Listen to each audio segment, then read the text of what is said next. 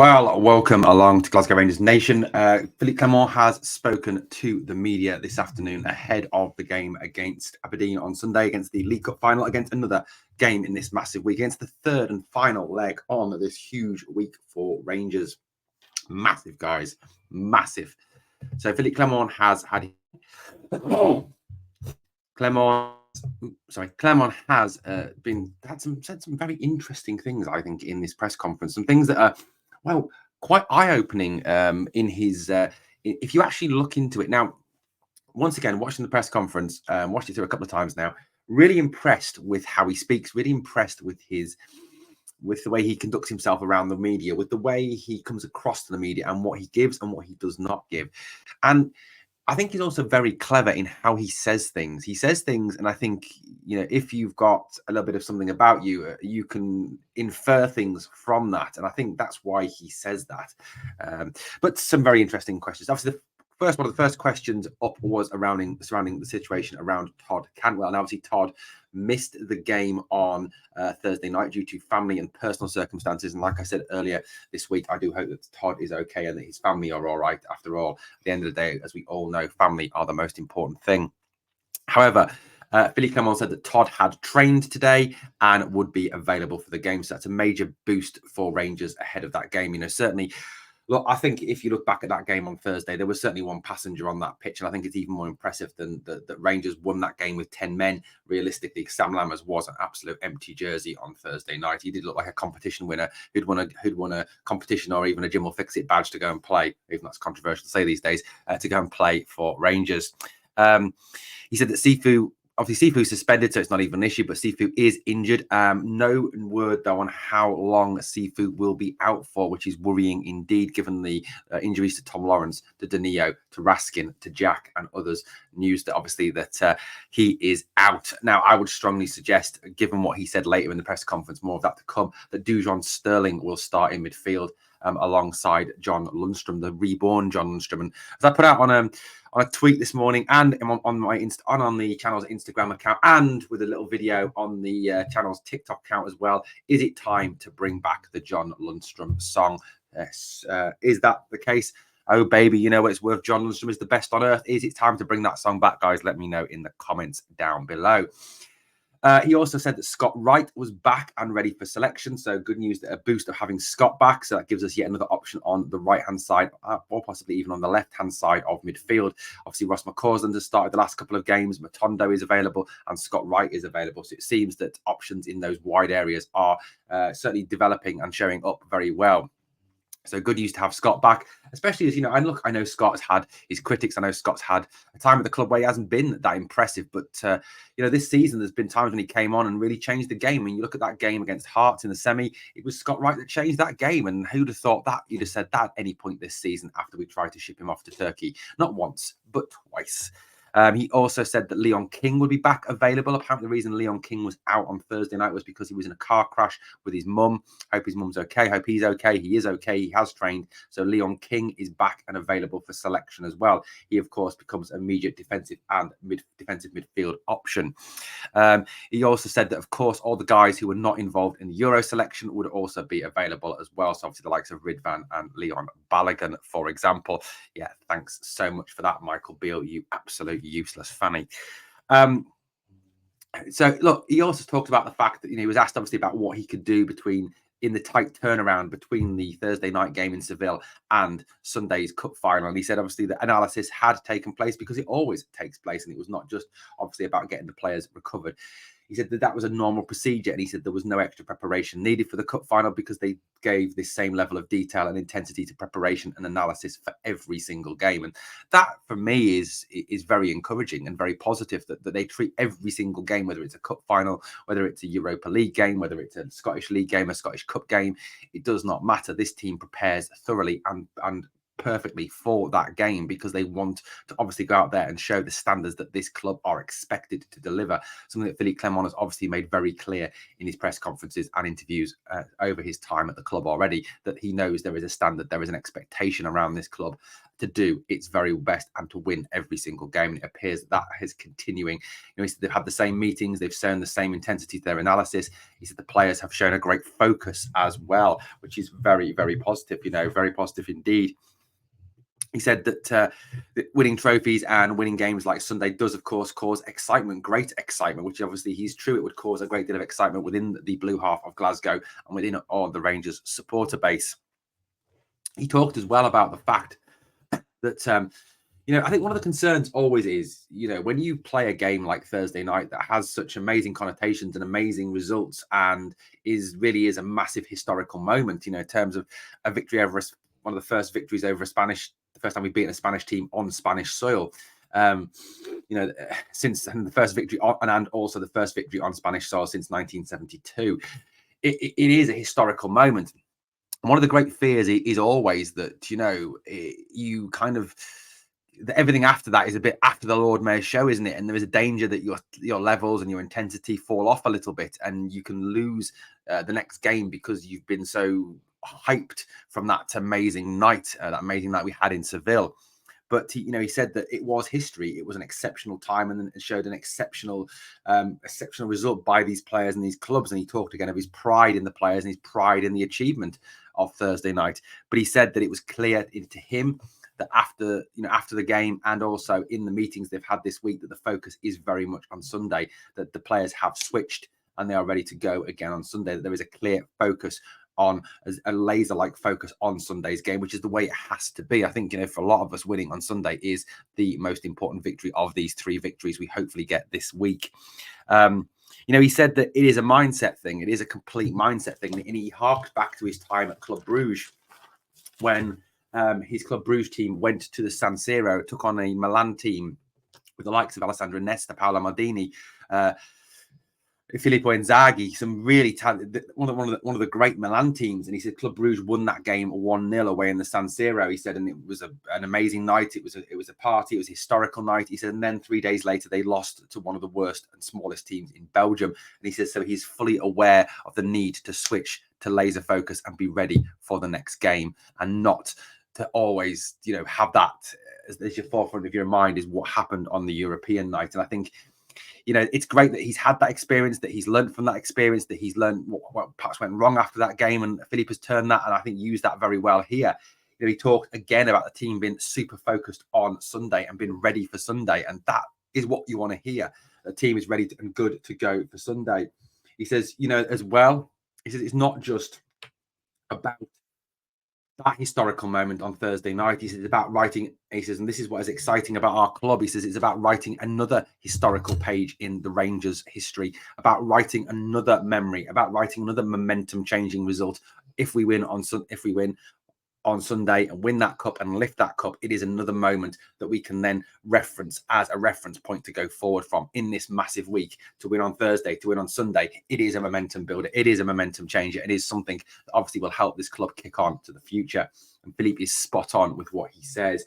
He knows how to get success. He said that himself. He says, I know how to win. I know how to get a team to be successful.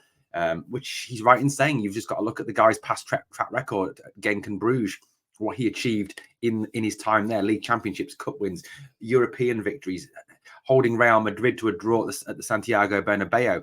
These are great moments of success for teams. For a team from Belgium to go to Milan and beat a good Milan team, for a team from Belgium to go and hold a great Madrid team is an amazing achievement. It is clear this man knows how to set up a team, how to get success. And I think Thursday demonstrated that in a perfect nutshell for us, that he took a team vastly depleted by injury with an awful European squad, thanks to the appalling management of Michael Beale, and and get that amazing result, wringing every last ounce of everything out of those players on Thursday night. He said the players were very focused now. He said there, and this was really interesting for me, what he said here. He said that the players are growing, the players are focusing, the players are changing in their outlook. He said, He said there is a great dynamic within the club, not just with the players, but with the staff and at all levels. He said, in his opinion, there is a totally different vibe in the club than there was when he came into the job. Doesn't that just tell a story?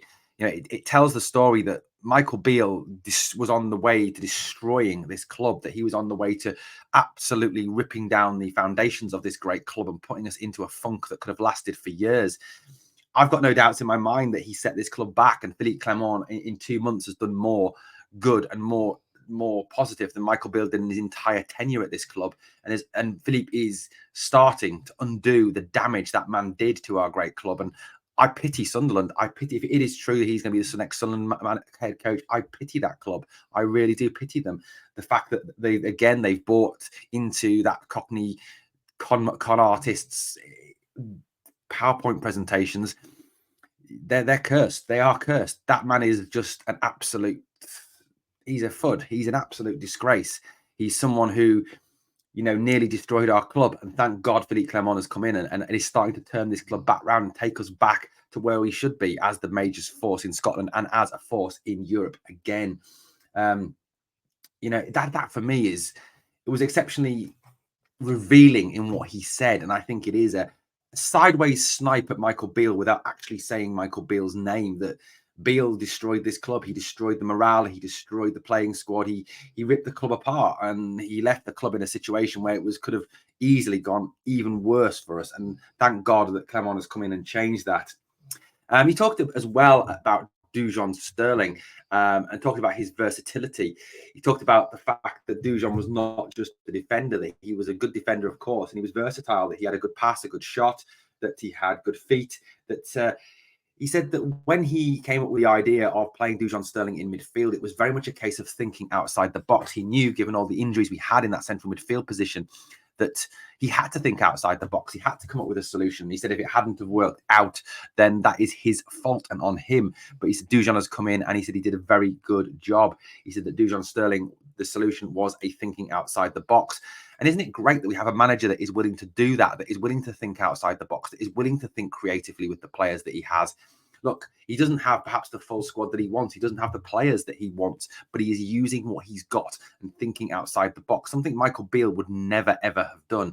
You know, Michael Beale, yes, square pegs, square pegs, round holes, round pegs, square holes, but never, ever an outside the box solution, never giving those players that he asked to do those jobs the tools or the knowledge that Clement seems to give them to be able to do what is being asked of them. And I agree, there is a totally different vibe and a totally different feeling around our squad now. It is very, very interesting what he's got to say. And like I said, I do pity Sunderland if they appoint Michael Beale. You are any Sunderland fans watching this, you are absolutely screwed. You really are. It was interesting. A reporter asked, he said it's 13 years since the Rangers have won the League Cup, and asked him about the achievement that would mean for him as a manager. And he said and I think this was just classic Clement. He said, it's not about me, it's about the club. And that is just him all over. He isn't self-indulgent like Michael Beale. He isn't self-focused like Michael Beale. He is very much about our club and getting the best for our club. You know, one thing that he said was really incisive, really perceptive for me was the fact that he talked about the fact that in the last couple of months he'd read some very negative things about some of these players. And look, I think we're all guilty of calling them bottle jobs and losers and having that serial failure mentality. And that is something that has, I think, you know, irrevocably sneaked into this club's fabric because of the way that the club has gone over the last couple of years since the 55 title win. And yes, players have let us down. Yes, players have not performed when the pressure has been on, and we all know that. And I think everyone has said that, not just fans, but analysts, media guys, or the managers recognize that. I think some of the players also recognize that in themselves as well. He said this is about changing perception. And he said that on Sunday, this team have a chance to change perception. He said in one game, they can change all those perceptions about them. And he said that as far as he was concerned, the team were ready for that perception change, ready for that focus change. If Philippe is correct, like I said, this week, in terms of Thursday, in terms of tomorrow, could be a major sea change for our club. A clarion moment that we turn this round, that we get out of this situation of only 2 trophies. since 2012. Only 2 trophies against whatever they've won. I don't want to talk about what they've won. Chance for us to get back to where this club belongs. And I think on Thursday night, on Thursday night, we saw a beginning of that change, because how often in the past would the likes of Tavernier, Barisic, Goldson, Lundstrom have gone to somewhere like Seville and it all fallen apart? The moment that it went to 1-1, heads down, bottle goes, and we go on to lose that game. But Thursdays, to me, saw a sea change in that attitude, a difference in that attitude. And I think that is down to one man. That is down to Philippe Clement, what he insists upon, what he asks his players to do, but more importantly, what he prepares his players to do. And I think hopefully on Sunday we will see again a change in perception, a change in belief within the squad, that once the pressure comes on, it will not be a case of hiding or going into our shells or disappearing or going MIA. It will be a case of standing up and going at that Aberdeen team and showing that we are Rangers, that we have the ability and the talent to win any game. Well, guys, a fascinating press conference from Philippe. Obviously, all building up to tomorrow. Come and join me on the pod tonight. I'm going to do a preview of tonight's game. Get your thoughts, comments, and opinions. It's about you and me tonight, guys. You and me. You contributing and me talking to you about the game tonight. That's what I want to do tonight. We are going to get Laura back on next week. Hope you enjoyed having Laura on. She was fantastic. Thank you for watching the video, guys. As always, if you can smash the sub, we are about 44 subs away now from the 4K target by the end of the year. So once again, like I said, 60% of people not subscribed. Subscribe, guys. And remember, this is key. No paywall, no Patreon, no paywall, no Patreon, no paywall, no Patreon. Guys, here on Glasgow Rangers Nation, no paywall, no Patreon. It's for you. It's all for you. I am here to share everything with you, to share this knowledge, to share this information. I haven't got much knowledge, but there we go. Thanks for watching, guys. As always, please check us out on all our social media sites. Give us a follow on TikTok, a follow on X, Twitter, whatever the hell it's called, a follow on Instagram. And if you're on Facebook, guys, ask to join the channel group. It would be fantastic to have you there. Thanks for watching. And as always, on the way out, 2 things for me, guys. Smash the like. And number 2, never forget, always remember, we are the people.